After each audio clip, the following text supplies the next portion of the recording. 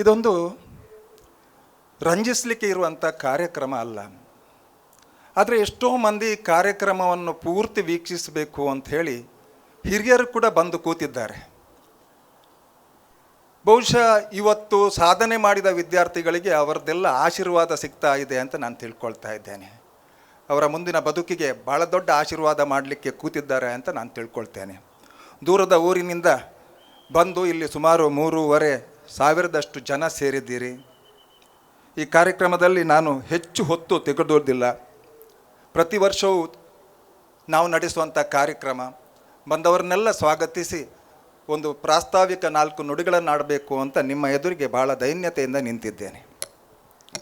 ಪ್ರತಿ ವರ್ಷವೂ ಮಾನ್ಯ ಸುನಿಲ್ ಕುಮಾರ್ ರವರು ಈ ಕಾರ್ಯಕ್ರಮ, ಇದು ನಮ್ಮ ವರ್ಷದ ಭಾಳ ದೊಡ್ಡ ಕಾರ್ಯಕ್ರಮ.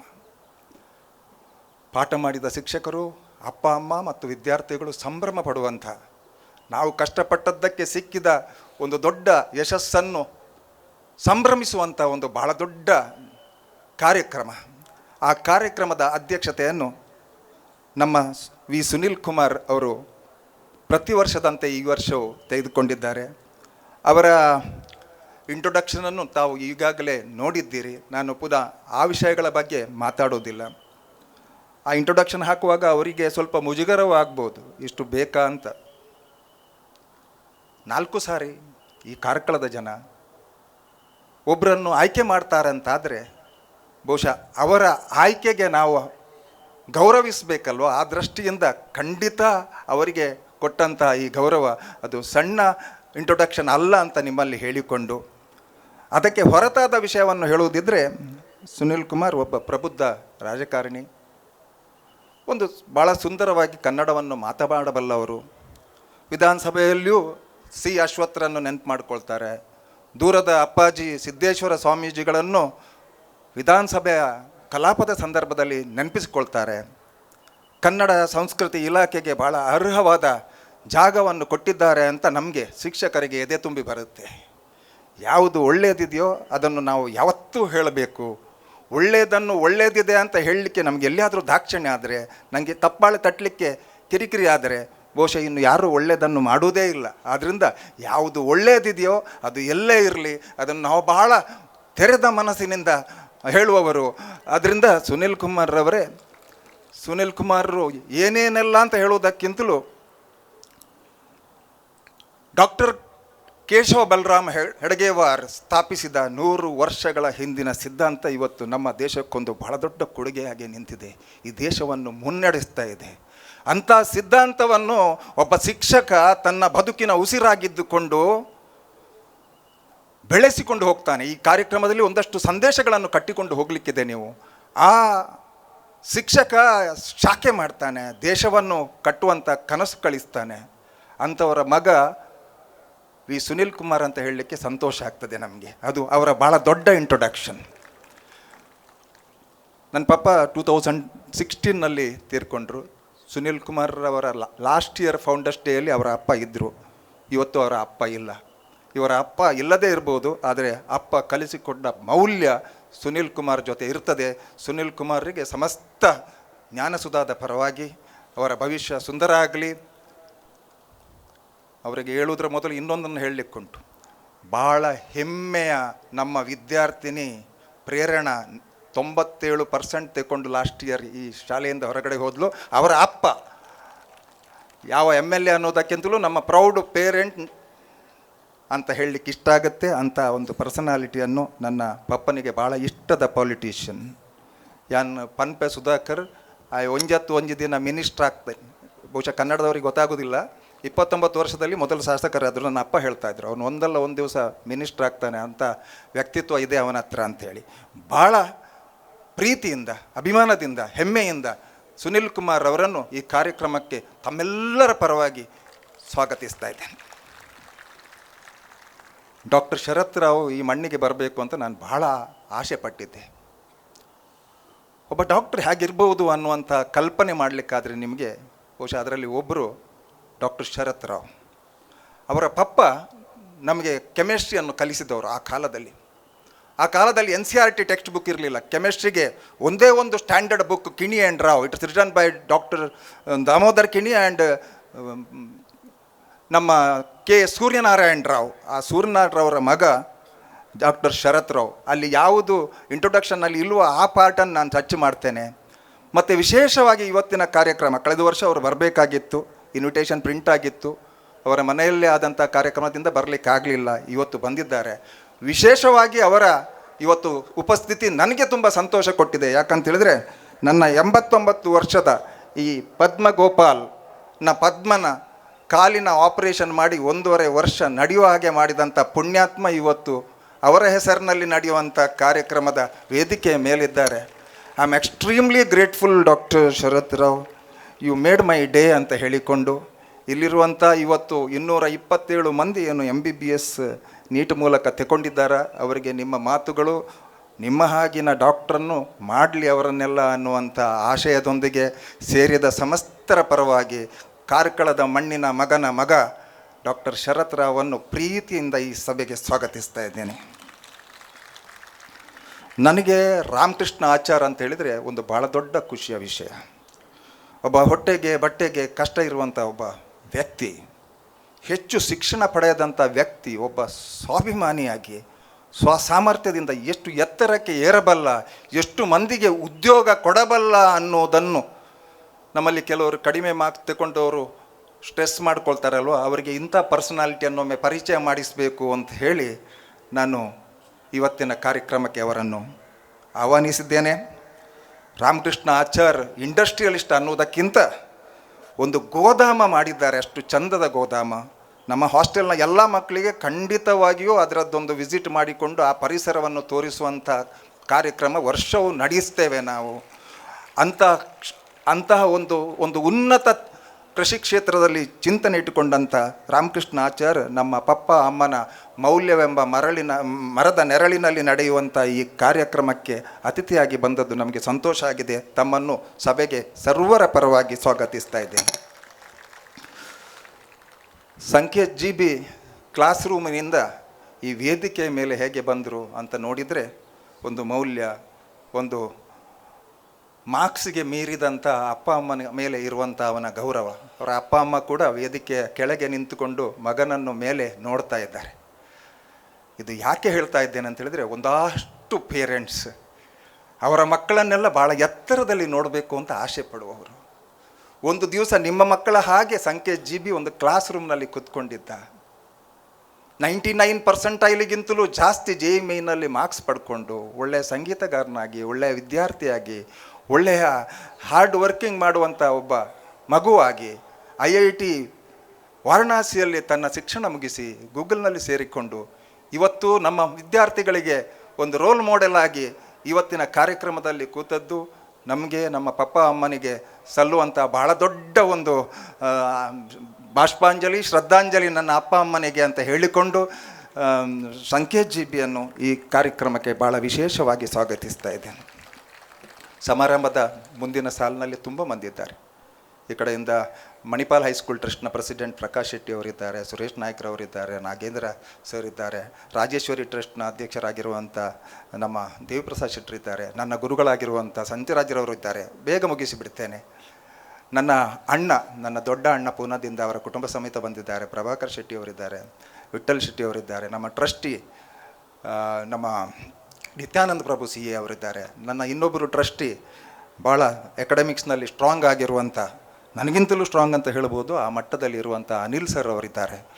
ಜೊತೆಯಲ್ಲಿ ನಮ್ಮ ಸಂಕೇತ್ ಅವರ ಅಪ್ಪ ಅಮ್ಮ ಇದ್ದಾರೆ, ನಮ್ಮ ಕಾಲೇಜಿಗೆ ಪರ್ಮಿಷನ್ ಕೊಟ್ಟಂಥ ಅಂತೋಣಿ ಅವರಿದ್ದಾರೆ, ನಮ್ಮ ಅಣ್ಣು ಶೆಟ್ರು ಇದ್ದಾರೆ. ಜೊತೆಗೆ ನನ್ನ ಗುರುಗಳಾದಂಥ ಮತ್ತು ಡಾಕ್ಟರ್ ಶರತ್ ಅವರ ಗುರುಗಳಾದಂಥ ಪದ್ಮನಾಭ ಗೌಡ ದಂಪತಿಗಳು ಕೂಡ ಎದುರಿಗೆ ಕೂತ್ಕೊಂಡು ಈ ಕಾರ್ಯಕ್ರಮವನ್ನು ನೋಡ್ತಾ ಇದ್ದಾರೆ. ಸಂತೋಷ್ ಡಿ ಸೆಲ್ವರ್ ಅವರಿದ್ದಾರೆ, ರಾಮತುಲ್ಲಾರವರು ಪಂಚಾಯತ್ ಸದಸ್ಯರಿದ್ದಾರೆ. ಜೊತೆಗೆ ನಮ್ಮ ಯುವರಾಜರು ಮಾಸ್ಟ್ರು ಇದ್ದಾರೆ ದಂಪತಿಗಳೊಂದಿಗೆ, ಮತ್ತು ಕಿಶನ್ ಹೆಗ್ಡೆ ಅವರಿದ್ದಾರೆ. ಎರಡನೇ ಸಾಲು ನನಗೆ 60 ವರ್ಷ ಆಗಿದೆ, ಸರಿಯಾಗಿ ಕಾಣೋದಿಲ್ಲ. ನನ್ನನ್ನು ತುಂಬ ಪ್ರೀತಿ ಮಾಡುವ, ನನ್ನ ಹೃದಯಕ್ಕೆ ಹತ್ತಿರದ ಒಂದಷ್ಟು ಜನರು ಇದ್ದಾರೆ ಅಂತ ನಾನು ತಿಳ್ಕೊಳ್ತೇನೆ. ಡಾಕ್ಟರ್ ಪ್ರಸನ್ನರವರಿದ್ದಾರೆ. ಜೊತೆಗೆ ಇವತ್ತು 212 ಮಂದಿ ಇಲ್ಲಿ ಸಾಧಕರನ್ನು ಗೌರವಿಸಲಾಗ್ತದೆ. ಅವರ ಸಾಧಕರಿದ್ದಾರೆ, ಅವರ ತಂದೆ ತಾಯಿ ಇದ್ದಾರೆ. ನಿಮ್ಮೆಲ್ಲರನ್ನು ಒಂದೇ ಮಾತಿನಲ್ಲಿ ಬಹಳ ಪ್ರೀತಿಯಿಂದ ಈ ಕಾರ್ಯಕ್ರಮಕ್ಕೆ ಸ್ವಾಗತಿಸ್ತಾ ಇದ್ದೇನೆ. ಈ ಕಾರ್ಯಕ್ರಮದಿಂದ ಒಂದಷ್ಟು ಮೌಲ್ಯಗಳನ್ನು ಹೊತ್ತುಕೊಂಡು ಹೋಗಬೇಕು ಅಂತ first P U C second P U C ಮಕ್ಕಳಿಗೆ ಮತ್ತು ಪೇರೆಂಟ್ಸಿಗೆ ದಯವಿಟ್ಟು ಯಾವಾಗ ಕಾರ್ಯಕ್ರಮ ಮುಗೀತದೆ ಯಾವಾಗ ಓಡುವುದಂತ ಆಲೋಚನೆ ಮಾಡಬೇಡಿ. ಈ ಕಾರ್ಯಕ್ರಮದ ಔಚಿತ್ಯತೆ ಏನು ಅಂತೇಳಿದರೆ ದೇಶ ದೇಶ ದೇಶ ದೇಶ ದೇಶ ನನ್ನದು, ದೇಶ ಪ್ರೇಮವನ್ನು ಕಟ್ಟಿಕೊಡಬೇಕು. ಅಪ್ಪ ಅಮ್ಮನ ಮೇಲೆ ಭಾಳ ದೊಡ್ಡ ಗೌರವ ಇರಬೇಕು. ಅಜಕ್ಕಾರ ಪದ್ಮಗೋಪಾಲ್ ಎಜುಕೇಷನ್ ಟ್ರಸ್ಟ್, ಅಜಕ್ಕಾರ ಹುಟ್ಟಿದ ಊರು, ಪದ್ಮ ತಾಯಿ, ಗೋಪಾಲ್ ತಂದೆ, ನನ್ನ ತಂದೆ ತಾಯಿ, ನನ್ನ ಊರು ಅಂತಲ್ಲ. ಈ ಮಕ್ಕಳೆಲ್ಲ ಹುಟ್ಟಿದ ಊರಿಗೆ ಮತ್ತು ಹೆತ್ತ ತಂದೆ ತಾಯಿಗೆ ಗೌರವ ಬರುವ ಹಾಗೆ ನಡ್ಕೊಳ್ಬೇಕು. ಈ ಕಾರ್ಯಕ್ರಮದಿಂದ ಒಂದಷ್ಟು ಮೆಸೇಜನ್ನು ಅವರು ಹಿಡ್ಕೊಂಡು ಹೋಗಬೇಕು ಅನ್ನುವಂಥ ಕಾರ್ಯಕ್ರಮ ಇದು. ಇದೊಂದು ಶೋಕಿಗಾಗಿ ಮಾಡುವ ಕಾರ್ಯಕ್ರಮ ಅಲ್ಲ. ನಾನು ಡಾಕ್ಟರ್ ಶರತ್ರಾವ್ ಹತ್ರ ಹೇಳಿದ್ದೆ, ಇದೊಂದು ಕಾನ್ವೊಕೇಶನ್ ರೀತಿಯಂಥ ಕಾರ್ಯಕ್ರಮ. ಈ ಕಾರ್ಯಕ್ರಮ ಹೇಗಿದೆ ಅಂತ ಹೇಳಿದರೆ, ಅವರವರ ಮಕ್ಕಳಿಗೆ ಸನ್ಮಾನ ಆಗಿದ್ದರೂ ಕೂಡ ಉಳಿದವರಿಗೇನು ಕೆಲಸ ಅಂತ ಹೇಳಿದರೆ, ಉಳಿದವರು ಈ ಮಗು ಒಳ್ಳೆ ಡಾಕ್ಟರ್ ಆಗಲಿ, ಈ ಮಗು ಒಳ್ಳೆ ಇಂಜಿನಿಯರ್ ಆಗಲಿ, ಈ ಮಗು ಸಾವಿರಾರು ಮಂದಿಯ ಜೀವ ಉಳಿಸುವಂಥ ಡಾಕ್ಟರ್ ಆಗಲಿ ಅಂತ ನೀವು ಈ ಸಂಜೆಯ ಹೊತ್ತಿಗೆ ಕೂತು ಆಶೀರ್ವಾದ ಮಾಡಿದ್ರಿ ಅಂತಾದರೆ ಬಹುಶಃ ಅದಕ್ಕಿಂತ ದೊಡ್ಡದು ಏನಿಲ್ಲ. ಈ ಕಾರ್ಯಕ್ರಮದ ಸಾಫಲ್ಯತೆ ಅಲ್ಲಿರುತ್ತೆ ಅಂತ ನಾನು ಹೇಳಿಕೊಂಡು, ದೂರದ ಊರಿನಿಂದ ಬಂದಂಥ ಒಂದಷ್ಟು ನಿಮ್ಮ ಸಮಯವನ್ನು ಈ ಕಾರ್ಯಕ್ರಮಕ್ಕೋಸ್ಕರ ಮೀಸಲಿಟ್ಟಂಥ ಎಲ್ಲ ನನ್ನ ಜ್ಞಾನಸುಧವನ್ನು ಬೆಳೆಸಿದ ಎಲ್ಲ ಹೆತ್ತವರಿಗೆ ನಾನು ಪ್ರೀತಿಪೂರ್ವಕವಾಗಿ ಈ ಕಾರ್ಯಕ್ರಮಕ್ಕೆ ಸ್ವಾಗತವನ್ನು ಕೋರ್ತಾ ಇದ್ದೇನೆ. ಪ್ರಾಸ್ತಾವಿಕವಾಗಿ ಒಂದೆರಡು ಮಾತು. 2011ರಲ್ಲಿ ಸಂಸ್ಥೆ ಪ್ರಾರಂಭ ಆಯಿತು. ಭಾಳ ದೊಡ್ಡ ಕನಸುಗಳಿರಲಿಲ್ಲ. ಒಂದು 10 ವರ್ಷದಲ್ಲಿ ಒಂದು 100 ಮಂದಿಯನ್ನು MBBS ಕಳಿಸಬೇಕು ಅಂತ ನನಗೆ ಕನಸಿತ್ತು. ನಮ್ಮ ಊರಿನಲ್ಲಿ ಒಂದು 10 ಮಂದಿಯೂ ಡಾಕ್ಟರ್ ಆಗಿರಲಿಲ್ಲ. ನಮ್ಮ ಊರಿನಲ್ಲಿ ಒಂದು ಡಾಕ್ಟರ್ ಉಲ್ಲಾಸ್ ಕಾಮತ್ ಡೀನ್ KMCಯಲ್ಲಿದ್ದಾರೆ, ಮತ್ತೊಂದು 2-3 ಡಾಕ್ಟ್ರದ್ದು ಬಿಟ್ಟರೆ ಇವತ್ತು ಯಾರೂ ಆಗಿಲ್ಲ. ಆ ಭಾಗದಲ್ಲಿ ಭಾಳ ಕಷ್ಟ ಇತ್ತು. ಆಗ ನನಗೆ ಅನ್ನಿಸ್ತಿತ್ತು, ನಾವೊಂದು ಸಂಸ್ಥೆ ಮಾಡಿದಾಗ ಒಂದು 10 ವರ್ಷದಲ್ಲಿ 100 ವೈದ್ಯರನ್ನು ತಯಾರು ಮಾಡಬೇಕು ಅಂತ. ಭಗವಂತ ಏನು ಮಾಡಿದ ಅಂತ ಹೇಳಿದರೆ, ಒಂದೇ ವರ್ಷದಲ್ಲಿ 227 ಮಂದಿಯನ್ನು MBBSಗೆ ಕಳಿಸಿಬಿಟ್ಟ. MBBSಗೆ ಹೋಗ್ತಾ ಇದ್ದಾರೆ ಅಂತಲ್ಲ ಈ ಕಾರ್ಯಕ್ರಮ. ಇವತ್ತು ಅವರಿಗೆ ಸೆತಸ್ಕೋಪ್ ಹಾಕಿ ಗೌರವಿಸಿ, ನಂತರ ಆ ಎತ್ತರದ ಸ್ಥಾನದಲ್ಲಿ ಕೂತ್ಕೊಳಿಸಿ ನಮ್ಮ MLA ಸುನೀಲ್ ಕುಮಾರ್ ಅವರು ಪ್ರಮಾಣ ವಚನ ಬೋಧಿಸ್ತಾರೆ. ಮಕ್ಕಳೇ, ಆ ಪ್ರಮಾಣ ವಚನವನ್ನು ಸರಿಯಾಗಿ ನಿಮ್ಮ ಜೀವನದಲ್ಲಿ ಅಳವಡಿಸಿ. ಡಾಕ್ಟ್ರ್ ಆಗೋದು ದೊಡ್ಡದಲ್ಲ. ಡೆಲ್ಲಿ ಬಾಂಬ್ ಬ್ಲಾಸ್ಟ್ನಲ್ಲಿಯೂ ಕೂಡ ಡಾಕ್ಟ್ರುಗಳಿದ್ದರು. ಡಾಕ್ಟ್ರ್ ಎಂಥ ಡಾಕ್ಟ್ರ್ ಆಗ್ತಾರೆ, ಡಾಕ್ಟರ್ ಶರತ್ನಂಥ ಡಾಕ್ಟ್ರ್ ಆಗ್ತಾರಾ ಅನ್ನೋದು ವೆರಿ ಇಂಪಾರ್ಟೆಂಟ್. ಶರತ್ ಅವರ ಬಗ್ಗೆ ಒಂದು ಮಾತು ಹೇಳ್ತಾರೆ ಹೊರಗಡೆ. ಶರತ್ ಯಾವ ನಮೂನೆಯ ಆಪರೇಷನನ್ನು ಮಾಡ್ತಾರೆ ಎಲುಬು ತಜ್ಞರವರು, ಅದು ವಿಶೇಷ ಏನಿಲ್ಲ ಅದರಲ್ಲಿ. ಯಾರು ಮಾಡಲಿಕ್ಕಾಗದನ್ನು ಮಾಡ್ತಾರೆ ಅಂತ ಒಬ್ಬರು ಹೇಳ್ತಾ ಇದ್ರು. ಎಲ್ಲ ತರಹದ ಆಪರೇಷನ್ ಮಾಡ್ತಾರೆ, ಮತ್ತು ಯಾರು ಮಾಡೋದಿಲ್ವೋ ಅದನ್ನು ಮಾಡ್ತಾರೆ ಅಂತ. ಅದಕ್ಕೆ ಒಂದು ಸಾಕ್ಷಿ ನನ್ನ ಅಮ್ಮ. ಯಾವಾಗಲೂ ಹಾಗೆ. ಈ ಬದುಕಿನಲ್ಲಿ ಸಂಬಂಧಗಳು ಅಂತ ಇರ್ತದೆ, ಋಣ ಅಂತ ಇರ್ತದೆ. ಈ ಮಣ್ಣಿನಲ್ಲಿ ಕೆಲಸ ಮಾಡುವ ಎಲ್ರಿಗೊಂದು ಋಣ ಇದೆ. ಆದ್ದರಿಂದ ನಾನು ಹೇಳೋದು ಏನಂತ ಹೇಳಿದರೆ, ಇದು ಹೆಗ್ಗಳಿಕೆಗೆ ಆದಂಥ ಸಂಸ್ಥೆ ಅಲ್ಲ. ಇಷ್ಟು ದೊಡ್ಡ ಸಕ್ಸಸ್ ಯಾರಿಂದ ಆಗಿದೆ ಅಂತ ಕೇಳಿದರೆ, ಇಡೀ ಕಾರ್ಯಕ್ರಮಕ್ಕೆ ನಾನು ಒಂದೇ ಮೀಟಿಂಗ್ ಮಾಡಿದ್ದು. ಅದರ ಅರ್ಥ ಏನು ಅಂತ ಹೇಳಿದರೆ, 326 ಮಂದಿ ಉದ್ಯೋಗಿಗಳು ಜ್ಞಾನಸುಧದಲ್ಲಿ ಒಂದೇ ಮನಸ್ಸಿನಿಂದ ದುಡಿತಾ ಇದ್ದಾರೆ. ಆದ್ದರಿಂದ ಅವರೆಲ್ಲರೂ ಕೂಡ ಈ ಸಂಸ್ಥೆಯನ್ನು ಕಟ್ಟಿದ್ದಾರೆ. ಎಲ್ಲೋ ಒಂದು ಕಡೆ ನನಗೆ ಅನ್ನಿಸುತ್ತೆ, ನಾನು ಇವತ್ತು ಬಿದ್ದು ಹೋದರೂ ಕೂಡ ಈ ಸಂಸ್ಥೆಯನ್ನು ಭಾಳ ಚೆನ್ನಾಗಿ ನಡೆಸುವಂಥ ಒಂದು ದೊಡ್ಡ ಟೀಮ್ ನನ್ನ ಜೊತೆ ಇದೆ ಅನ್ನೋದು ನನಗೆ ಕೊಡುವಂಥ ಭಾಳ ದೊಡ್ಡ ಸುಖ. ವ್ಯಕ್ತಿಗಳು ಇರ್ತಾರೆ, ಹೋಗ್ತಾರೆ, men may come and men May go, but I will go for ever ಅಂತ ನದಿ ಹೇಳ್ತದಂತೆ. ಇದೇ ವಾಕ್ಯಗಳನ್ನು ಸುನಿಲ್ ಕುಮಾರ್ ಕೂಡ ವಿಧಾನಸಭೆಯಲ್ಲಿ ಕೋಟ್ ಮಾಡಿದರು. ಹೆಚ್ಚು ಹೊತ್ತು ತಗೊಳ್ಳೋದಿಲ್ಲ, ಆದರೆ ಇಷ್ಟು ದೊಡ್ಡ ಕಾರ್ಯಕ್ರಮ ಮಾಡುವಾಗ ಒಂದು 5 ನಿಮಿಷ ನಿಮ್ಮ ಸಮಯವನ್ನು ನಾನು ತಗೊಳ್ಬೇಕು. ಹಚ್ಚಿದ ದೀಪ ಆರ್ತದೆ, ಕಟ್ಟಿದ ಮನೆ ಮಠ ಬೀಳ್ತದೆ, ಹಸಿರೆಲೆ ಹಣ್ಣೆಲೆ ಆಗ್ತದೆ, ಅರಳಿದ ಹೂ ಬಾಡ್ತದೆ. ಸಿದ್ದೇಶ್ವರ ಸ್ವಾಮೀಜಿಗಳ ಮಾತು. ನಾವು ಇವತ್ತು ಮಾಡ್ತಾ ಇದ್ದೇವೆ, ಒಂದು ದಿವಸ ಬಿದ್ದು ಹೋಗ್ತೇವೆ. ಹಚ್ಚಿದ ದೀಪ ಆರುವ ಮೊದಲು ಸಮಾಜಕ್ಕೆ ಎಷ್ಟು ಬೆಳಕು ಕೊಟ್ಟಿದೆ ಅನ್ನೋದು ಇಂಪಾರ್ಟೆಂಟ್ ಆಗುತ್ತೆ. ಅರಳಿದ ಹೂ ಬಾಡುವ ಮೊದಲು ಎಷ್ಟು ಪರಿಮಳ ಕೊಟ್ಟಿದೆ ಸಮಾಜಕ್ಕೆ, ಯಾವ ದೇವರ ತಲೆಯಲ್ಲಿ ಕೂತಿದೆ ಅನ್ನೋದು ಮ್ಯಾಟ್ರ್ ಆಗುತ್ತೆ. ಕಟ್ಟಿದ ಮನೆಮಠ ಬೀಳುವ ಮೊದಲು ಎಷ್ಟು ಮಂದಿಗೆ ಸುಖ ಸಂತೋಷ ಕೊಟ್ಟಿದೆ ಅಂತ ಮ್ಯಾಟ್ರ್ ಆಗುತ್ತೆ. ಹಾಗೆ ಹಸಿರೆಲೆ ಹಣ್ಣೆಲೆ ಆಗುವ ಮೊದಲು ಈ ಸಮಾಜಕ್ಕೆ ಎಷ್ಟು ಆಮ್ಲಜನಕ ಕೊಟ್ಟಿದೆ ಅಂತ ಮ್ಯಾಟ್ರ್ ಆಗುತ್ತೆ.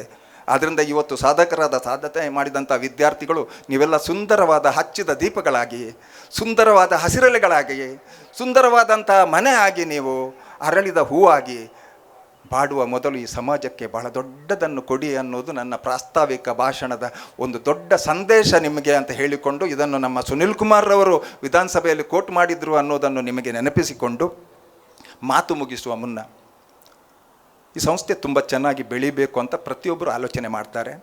ನನ್ನ ಪಪ್ಪನ 100ನೇ ವರ್ಷದಲ್ಲಿ ಉಡುಪಿಯಲ್ಲೊಂದು ಸಂಸ್ಥೆ ಮಾಡಿದೆವು ನಾವು. ಅಮ್ಮನ 100ನೇ ವರ್ಷ 2026 ಏಪ್ರಿಲ್ 14ಕ್ಕೆ. ನಿಮ್ಮೆಲ್ಲರ ಆಶೀರ್ವಾದ ಇರಲಿ ನನ್ನ ಮೇಲೆ. ನಮ್ಮ ಊರಿನಲ್ಲಿ ಪದ್ಮ ಇವರ 100ನೇ ವರ್ಷದ ನೆನಪಿನಲ್ಲಿ ಒಂದು ಸಣ್ಣ ದೇವಸ್ಥಾನ ಮತ್ತು 9ನೇ 10ನೇ 11ನೇ 12ನೇ ಈ 4 ತರಗತಿಗಳ ಒಂದು ಸುಂದರವಾದ ಸಂಸ್ಥೆ ಬರ್ತಾ ಇದೆ. ಸುಂದರವಾದ ಸಂಸ್ಥೆ ಬರ್ತಾ ಇದೆ ಅಂತ ಹೇಳಿದ್ರೆ ಒಂದಷ್ಟು ನಮ್ಮ ಹತ್ರ ಹಣ ಇದೆ ಅಂತಲ್ಲ, HDFC ಅವರು ನಮಗೆ ಬೇಕಾದಷ್ಟು ಸಾಲ ಕೊಟ್ಟಿದ್ದಾರೆ. ಆದ್ದರಿಂದ ನಾವು ಸಾಲಕ್ಕೆ ಯಾವತ್ತೂ ಹೆದರುವವರಲ್ಲ. ಕೊರೋನಾ ಟೈಮ್ನಲ್ಲಿ ಸಂಬಳ ಕೊಡಲಿಕ್ಕೆ ನಾವು 6 ಕೋಟಿ ಸಾಲ ಮಾಡಿದ್ದೆವು, ಬರೀ ನಮ್ಮ ಎಂಪ್ಲಾಯೀಸ್ಗೆ ಸಂಬಳ ಕೊಡಲಿಕ್ಕೆ. ಆದರೆ ಅದೇ ಎಂಪ್ಲಾಯಿ ಈ ಸಂಸ್ಥೆಯನ್ನು ಕೊರೋನಾ ಕಾಲದಿಂದ ಉಚ್ಛ್ರಾಯ ಸ್ಥಿತಿಗೆ ಕೊಂಡೋಗಿ ನಿಲ್ಲಿಸಿದರು. 36% of students got MBBS seat from this institution. 36% ಮಕ್ಕಳಿಗೆ MBBS ಸೀಟ್ ಸಿಕ್ಕಿತ್ತು. ಆದ್ದರಿಂದ ನಮಗೆ ಸಾಲ ಮಾಡುವುದು ದೊಡ್ಡ ವಿಷಯ ಅಲ್ಲ. ಯಾವ ಆಶಯದಿಂದ ಮಾಡಿದ್ದೇವೆ ಅಂತ ಹೇಳಿದರೆ, ಅಜಕಾರ್ನಲ್ಲಿ ಹುಟ್ಟಿದಂಥ ಎಲ್ಲ ವಿದ್ಯಾರ್ಥಿಗಳಿಗೆ 100% ಫ್ರೀ ಎಜುಕೇಷನ್ ಕೊಡಬೇಕು ಅನ್ನುವಂಥ ಒಂದು ಕನಸಿನೊಟ್ಟಿಗೆ ಆ ಸಂಸ್ಥೆ ಆಗ್ತಾ ಇದೆ. ನಿಮ್ಮ ಎಲ್ಲರ ಆಶೀರ್ವಾದ ಈ ಕಾರ್ಯಕ್ರಮದ ಮೇಲೆ ಇರಲಿ. ವೇದಿಕೆಯಲ್ಲಿ ಮೇಲೆ ಕೂತವರೆಲ್ಲ ಅಲ್ಲಿಗೂ ಅತಿಥಿಗಳಾಗಿ ಬಂದು ನಮ್ಮನ್ನು ಆಶೀರ್ವದಿಸಿ ಅಂತ ಹೇಳಿಕೊಂಡು, ಸರ್ವರಿಗೂ ಶುಭ ಕೋರಿ, ಎಲ್ಲರೂ ನಮ್ಮ ಅತಿಥಿಗಳು ಮಾತಾಡುವ ಮಾತುಗಳನ್ನು ಪ್ರತಿ ಶಬ್ದವನ್ನು ಕೇಳಿ, ನಾವೆಲ್ಲ ಶಬ್ದಗಳನ್ನು ನೋಡಿ ಕೇಳಿ ಬೆಳೆದವರು. ವಿದ್ಯೆ ಉಳ್ಳವನ ಮಖವು ಮುದ್ದು ಬರುವಂತಿಕ್ಕು, ವಿದ್ಯೆ ಇಲ್ಲದವನ ಬರಿಮುಖವು ಹಾಳೂರ ಹದ್ದಿನಂತಿಕ್ಕು ಸರ್ವಜ್ಞ ಅಂತ. ವಿದ್ಯೆ ಇದ್ದರೆ ಮುಖ ಮುದ್ದಾಗಿರುತ್ತೆ ಅಂತ ನಮ್ಮ ಶಿಕ್ಷಕರು ಹೇಳಿದರು. ಜೊತೆಯಲ್ಲಿ ಸರ್ವಜ್ಞನೆಂಬವನು ಗರ್ವದಿಂದಾದವನೇ ಅಲ್ಲ, ಗರ್ವ ಇರಬಾರ್ದು ಮಕ್ಕಳಿಗೆ. ಸರ್ವರಲ್ಲಿ ಒಂದೊಂದು ನುಡಿ ಕಲಿತು ವಿದ್ಯೆಯ ಪರ್ವತವೇ ಆದ ಸರ್ವಜ್ಞ ಅಂತ. ಅಂದರೆ ನಾವು ಸರ್ವರಲ್ಲಿ ಇಡುವಂಥ ಒಳ್ಳೊಳ್ಳೆಯ ಗುಣಗಳನ್ನೆಲ್ಲ ಕ್ರೋಢೀಕರಿಸಿಕೊಂಡು ನಾವು ವಿದ್ಯೆಯ ಪರ್ವತ ಆಗಬೇಕು.